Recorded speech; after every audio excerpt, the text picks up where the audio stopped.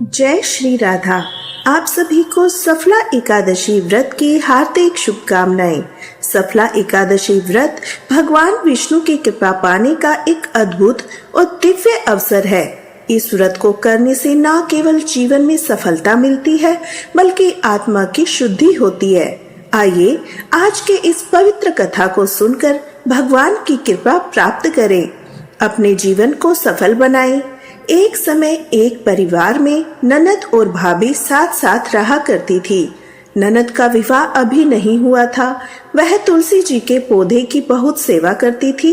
नियम से तुलसी को सींचती थी, दीपक जलाती थी, लेकिन उसकी भाभी को ये सारी बातें बिल्कुल पसंद नहीं थी। जब कभी उसकी भाभी को बहुत ज्यादा गुस्सा आता तो वह अपनी ननद को ताना देते हुए कहती, जब तुम्हारा विवाह होगा तो मैं इस तुलसी को ही बारातियों को खाने को दूंगी। तुम्हारे दहेज में भी तुलसी ही दूंगी। तुम जब देखो तुलसी की ही सेवा करती रहती हो। कुछ समय बीतने पर ननद का विवाह तय हो गया। विवाह के दिन भाभी ने अपने कहे अनुसार बारातियों के सामने तुलसी का एक गमला फोड़ दिया, जिसकी सेवा उसकी ननद किया करती थी। तुलसी के पत्ते खाने के लिए कहा। तुलसी जी की कृपा से वह फूटा हुआ गमला कई सारे स्वादिष्ट पकवानों में बदल गया। भाभी ने गहनों के नाम पर तुलसी की मंजरी से बने हुए गहने अपनी ननद को पहना दिए। देखते ही देखते तुलसी जी की मंजरी से बने गहने बड़े सुंदर सोने जवाहरात में बदल गए। इतना ही नहीं, मारे क्रोध के वस्त्रों के स्थान पर तुलसी का जनेऊ रख दिया। वह भी रेशमी और सुंदर वस्त्रों में बदल गया। अब जब ननद अपने ससुराल में पहुंची तो ससुराल में तो उसके दहेज की बड़ी प्रशंसा हुई। यह बात भाभी के कानों तक भी पहुंची। उसे बड़ा आश्चर्य हुआ। उसने सोचा, उसने तो ननद के गहने, कपड़े और जनेऊ तुलसी जी के ही रखे थे, तुलसी की मंजरी थी। यह सब जानकर भाभी को बड़ा आश्चर्य हुआ। अब उसे तुलसी की पूजा का महत्व समझ में आ गया। उस भाभी की भी एक लड़की थी। तब वह अपनी बेटी से कहने लगी, बेटी तुम भी तुलसी की सेवा किया करो, तुम्हें भी तुम्हारी बुआ की तरह फल मिलेगा। जब वह जबरदस्ती अपनी बेटी से तुलसी की सेवा करने को कहती, लेकिन लड़की का तो मन तुलसी की सेवा में लगता ही नहीं था। धीरे धीरे समय बीतता गया। भाभी की लड़की बड़ी हुई। अब वह विवाह का समय आ गया। तब भाभी सोचने लगी, जैसा व्यवहार मैंने अपनी ननद के साथ किया था वैसा ही अपनी बेटी के साथ करूंगी, तो यह भी गहनों से लद जाएगी। बारातियों को भी खाने में तरह तरह के पकवान मिलेंगे, ससुराल में भी इसे बड़ा सम्मान मिलेगा। यही सोचकर भाभी बारातियों के सामने तुलसी का गमला फोड़ देती है, लेकिन इस बार गमले की मिट्टी मिट्टी ही रहती है। मंजरी और पत्ते भी अपने ही रूप में रहते हैं। जनेऊ भी अपना रूप नहीं बदलता। जब भाभी ने सभी बारातियों को खाने में तुलसी के पत्ते दिए तो यह देखकर सभी लोग और बाराती भी भाभी की बुराई करने लगे।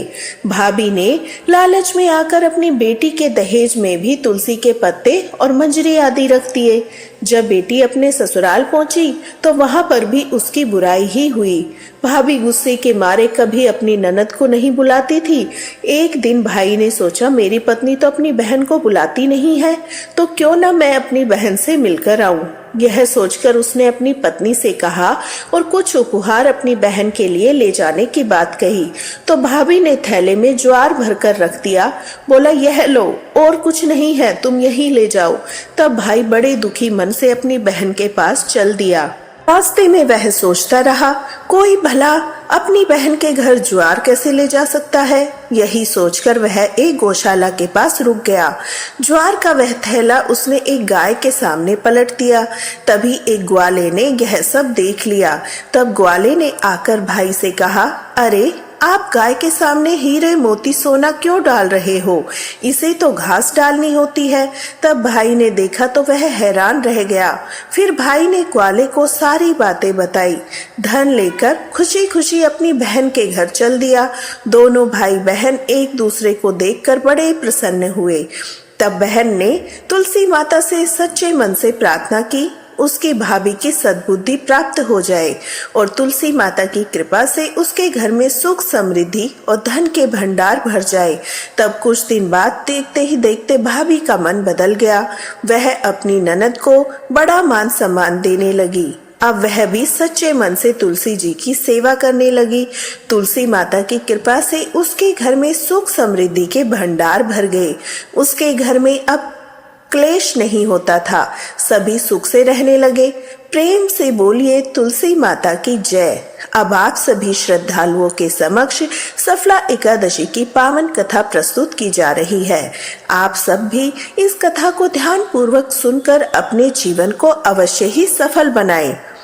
मोक्षदा एकादशी की कथा सुनकर धर्मराज युधिष्ठिर ने प्रसन्न होते हुए श्री कृष्ण से कहा, हे कमल नयन, मोक्षदा एकादशी की व्रत कथा सुनकर मैं तो धन्य हो गया। अब आप पौष मास के कृष्ण पक्ष की एकादशी की महिमा बताने की कृपा करें। उस एकादशी का क्या नाम है? उस दिन किस देवता की पूजा होती है? उस व्रत का क्या विधान है? आप मुझ पर कृपा करते हुए यह सब विस्तार पूर्वक बतलाइए। तब धर्मराज युधिष्ठिर की जिज्ञासा सुनकर श्री कृष्ण ने कहा, हे कुंती पुत्र, तुम्हारे प्रेम के कारण मैं तुम्हारे प्रश्नों का विस्तार सहित उत्तर देता हूँ। अब तुम इस एकादशी के व्रत का महात्म्य सुनो। हे धर्मराज, इस एकादशी के द्वारा भगवान श्री कृष्ण को शीघ्र ही प्रसन्न किया जा सकता है। पोष माह के कृष्ण पक्ष की एक एकादशी का नाम सफला एकादशी है। इस एकादशी के आराध्य देव नारायण है। इस एकादशी के दिन श्रीमन नारायण जी की विधि अनुसार पूजा और श्रद्धा पूर्वक पूजा करनी चाहिए। हे पांडु नंदन, इसे सत्य जानो कि जिस तरह नागों में शेषनाग, पक्षियों में गरुड़, ग्रहों में सूर्य चंद्र, यज्ञों में अश्वमेघ और देवताओं में भगवान विष्णु श्रेष्ठ है, उसी प्रकार व्रतों में एकादशी व्रत श्रेष्ठ है। हे धर्मराज, एकादशी का व्रत करने वाले व्यक्ति भगवान श्री हरि को अति प्रिय है। इस एकादशी में नींबू, नारियल, नैवेद्य आदि अर्पण करके भगवान नारायण का पूजन करना चाहिए। मनुष्य को 5 सहस्त्र वर्ष तपस्या करने से जिस पुण्य फल की प्राप्ति होती है, वही पुण्य श्रद्धा पूर्वक रात्रि जागरण सहित सफला एकादशी का उपवास करने से मिलता है। हे युधिष्ठिर महाराज, अब तुम सफला एकादशी की कथा भी ध्यान पूर्वक सुनो। प्राचीन समय में चंपावती नगरी में महेश नाम का एक राजा राज्य करता था। उसके 4 पुत्र थे। उसका सबसे बड़ा लुंक नामक पुत्र महापापी और दुष्ट था। वह हमेशा स्त्री गमन में और वैश्याओं के यहाँ जाकर अपने पिता का धन व्यय करता था। देवता, ब्राह्मण, वैष्णव आदि सुपात्र की निंदा करके वह बड़ा प्रसन्न होता था। सारी प्रजा उसकी कोख से बड़ी दुखी थी, परंतु युवराज होने के कारण सब चुपचाप अपने अत्याचारों को सहन करने को विवश थे। किसी में भी इतना साहस नहीं था कि कोई राजा से उसकी शिकायत करता, परंतु बुराई अधिक समय तक पर्दे में नहीं रहती।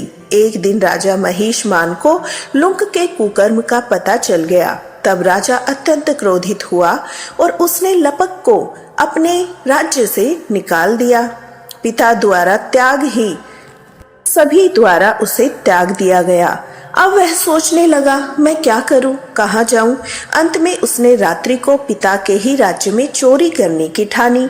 वह दिन में राज्य से बाहर रहने लगा, रात्रि को अपने नगर की में चोरी करने लगा। रात में वह जाकर नगर के निवासियों को मारता, कष्ट देता। वन में वह निर्दोष पशु पक्षियों को मारकर उन्हें खा जाया करता। किसी रात जब वह नगर में चोरी करते पकड़ा भी जाता तो राजा के डर से पहरेदार उसे छोड़ देते थे। कहते हैं कभी कभी अनजाने में भी प्राणी ईश्वर की कृपा का पात्र बन जाता है। ऐसे ही कुछ हुआ लुंप के साथ भी। जिस वन में वह रहता था वह वन भगवान को बड़ा प्रिय था। उस वन में एक प्राचीन पीपल का वृक्ष था। उस वन को सभी लोग देवताओं की क्रीड़ा स्थल मानते थे। वन में उसी पीपल के वृक्ष के नीचे महापाप लुंप रहने लगा। कुछ दिनों बाद पौष माह के कृष्ण पक्ष की 10वीं तिथि के दिन वस्त्रहीन होने के कारण लुंप तेज ठंड से मूर्छित हो गया। ठंड के कारण फिर वह रात को सो न सका। उसके हाथ पैर अकड़ गए। बड़ी मुश्किल से बड़ी कठिनाई कठिनाई से वह रात बीती, किंतु सूर्य उदय होने पर उसकी मूर्छा नहीं टूटी। वह ज्यों का त्यों सफला एकादशी की दोपहर तक वह मूर्छित पड़ा रहा। जब सूर्य के तपने से उसे कुछ गर्मी मिली, तब दोपहर में कहीं उसे होश आया। वह अपने स्थान से उठकर किसी तरह चलते हुए वन में भोजन की खोज करने लगा। उस दिन वह शिकार करने में असमर्थ था, इसलिए पृथ्वी पर गिरे हुए फलों को लेकर पीपल के वृक्ष के नीचे गया। तब भगवान सूर्य अस्ताचल को प्रस्थान कर गए थे। सूर्यास्त हो चुका था। भूखा होने के बाद भी वह फलों को नहीं खा सका, क्योंकि कहाँ तो वह नित्य जीवों को मारकर खाता था, आज कहाँ उसे खाने को यह फल मिले थे। उसे फल बिल्कुल अच्छे नहीं लगे, इसलिए उसने फलों को पीपल की जड़ के पास रख दिया। दुखी होकर बोला, हे ईश्वर, यह फल आपको अर्पण है, इन फलों से तो आप तृप्त होइए। ऐसा कहकर वह रोने लगा। रात को उसे नींद नहीं आई, वह सारी रात रोता रहा। इस प्रकार उस पापी से अनजाने में एकादशी का उपवास हो गया। उस महापाप के इस उपवास और रात्रि जागरण से भगवान श्री हरि अत्यंत प्रसन्न हुए। उसके सभी पाप नष्ट हो गए। सुबह होते ही वह दिव्य रथ उनके सुंदर वस्तुओं से सजा हुआ आया, उनके सामने खड़ा हो गया। ठीक उसी तरह आकाशवाणी हुई, हे युवराज, भगवान नारायण के प्रभाव से तेरे सभी पाप नष्ट हो गए। तू अपने पिता के पास जाकर राज्य प्राप्त कर। जब वह आकाशवाणी लुम्प ने सुनी तो वह अत्यंत प्रसन्न होकर बोला, हे प्रभु, आपकी जय हो। ऐसा कहकर उसने सुंदर वस्त्र धारण किए और फिर पिता के पास गया। पिता के पास पहुंचकर उसने सारी कथा पिता को सुनाई। पुत्र के मुख से सारा वृतांत सुनने के बाद पिता ने अपना सारा राज्य तुरंत ही पुत्र को सौंप दिया और स्वयं वन में चला गया। अब लुम्प शास्त्रानुसार राज्य करने लगा। उसकी पत्नी, पुत्र आदि भी श्री विष्णु के परम भक्त बन गए। फिर वृद्धावस्था आने पर वह अपने राज्य को अपने पुत्र को सौंपकर भगवान का भजन करने लगा और वन में चला गया और अंत में परम पद को प्राप्त हुआ। और भगवान श्री कृष्ण की कथा समाप्त करते हुए महाराज युधिष्ठिर से कहते हैं, हे धर्मराज, जो मनुष्य श्रद्धा भक्ति पूर्वक इस सफला एकादशी का उपवास करता है, उनके सभी पाप नष्ट हो जाते हैं, अंत में उन्हें मुक्ति प्राप्त होती है। हे युधिष्ठिर, जो मनुष्य इस सफला एकादशी के महात्म्य को नहीं समझते, उन्हें तो पुंछ और सिंगों से विहीन पशु समझना चाहिए। सफला एकादशी के महात्म्य को पढ़ने श्रवण करने से प्राणी को राजसूय यज्ञ की प्राप्ति के समान फल प्राप्त होता है। कथा का सार यह है कि यह सफला एकादशी की कथा हमें भगवान के अति कृपालु होने का अनुभव कराती है। अगर कोई मनुष्य अज्ञानवश अनजाने में प्रभु का स्मरण कर लेता है तो भी उसे पूर्ण फल की प्राप्ति होती है। अगर मनुष्य निश्चल भाव से अपने पापों की क्षमा मांगे तो भगवान उसके बड़े से बड़े पापों को क्षमा कर देता है। लुम्प जैसा महापापी भी भगवान श्री हरि की कृपा से वैकुंठ का अधिकारी बन गया।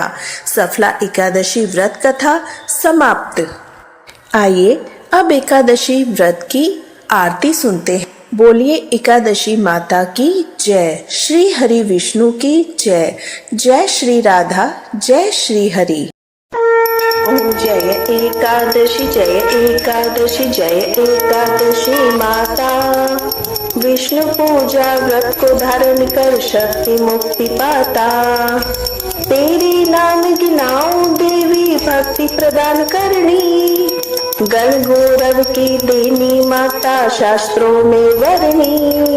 ओम जय एकादशी, जय एकादशी, जय एकादशी माता। विष्णु पूजा व्रत को धारण कर शक्ति मुक्ति पाता। मार्गशीर्ष के कृष्ण पक्ष की उत्पन्ना जन्मी। शुक्ल पक्ष में हुई मोक्षदा, मुक्तदाता बन आई। ओम जय एकादशी, जय एकादशी, जय एकादशी माता। विष्णु पूजा व्रत को धारण कर शक्ति मुक्ति पाता। पोष के कृष्ण पक्ष की सफला नामक है।